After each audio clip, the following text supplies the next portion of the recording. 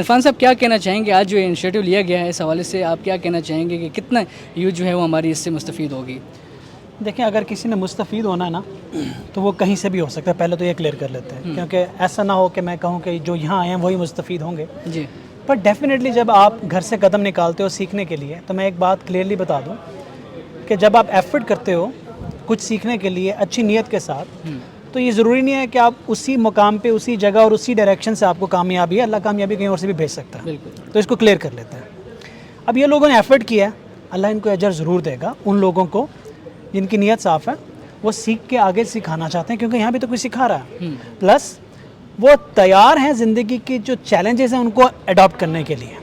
लेकिन अगर कोई शॉर्टकट ढूंढने आया है, कोई ये समझ रहा है कि आज के इवेंट के बाद I will be the successful person, तो कुदरत का कानून जो है वो इस तरह से नहीं चलता। अगर कहीं कोई बच्चा रात दिन लगा के मेहनत कर रहा है और आप एक दो इवेंट अटेंड करके उससे बेहतर हो जाओ, ये हो नहीं सकता। तो मैसेज ये भी है कि जितने बच्चे देख रहे हैं, मैं उनको बस यही कहूँगा कि आपने एफर्ट किया, अगर इसको जारी रखोगे मुस्तकिल मजाजी के साथ और नेक नियति के साथ, डेफिनेटली आपको फ़ायदा होगा।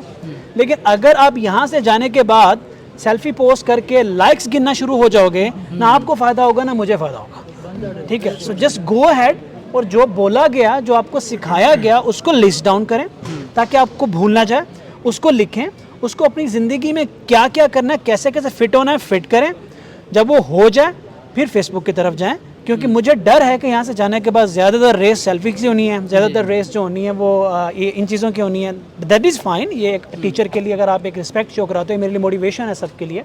लेकिन द थिंग इज़ कि ये आप पे डिपेंड करता है कि आप आज यहाँ से क्या लेके जा रहे हो। सिंपल। मैं आपको लास्ट एग्जांपल देता हूँ कि जब आप देखते हैं ना कि किसी अच्छी यूनिवर्सिटी में कोई अच्छा टीचर पढ़ा रहा होता है, तो जब वो क्लास जाती है तो उसी में से लोग फेल होते हैं, उसी में से लोग कामयाब होते हैं, उसी क्लास में से लोग मिडिल लेवल पे आते हैं।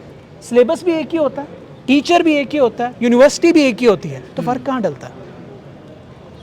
फ़र्क डलता है आपकी अपनी नीयत, आपकी अपनी मेहनत, आपकी अपनी ईमानदारी, आपकी अपनी सोच, आपका अपना डिसिप्लिन, आपका अपना हार्डवर्क, आपका अपना focus.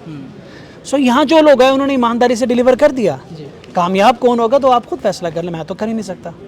But I have delivered जो मैंने करना था। And I am not a trainer by the way, ठीक है, I am a software engineer, मेरी एक सॉफ्टवेयर कंपनी है, और क्योंकि अल्लाह ने मुझे इस मुल्क से बहुत कुछ दिया तो मैं थोड़ा पार्ट उसका वापस कर रहा हूँ। अच्छा, क्या कहना चाहेंगे, आज जो ये ट्रेनिंग इस्लामाबाद रावलपिंडी में हुई है तो पूरे मुल्क में इस तरह की शुरू होने जा रही है, उनके लिए आपका पहले से क्या मैसेज है कि एडवांस में आप कोई मैसेज दे दें? ये तो कुछ भी नहीं है सर, मैं तो कहता हूँ कि पाकिस्तान के अंदर जितनी पानों की दुकानें हैं उतने IT के सेंटर्स होने चाहिए।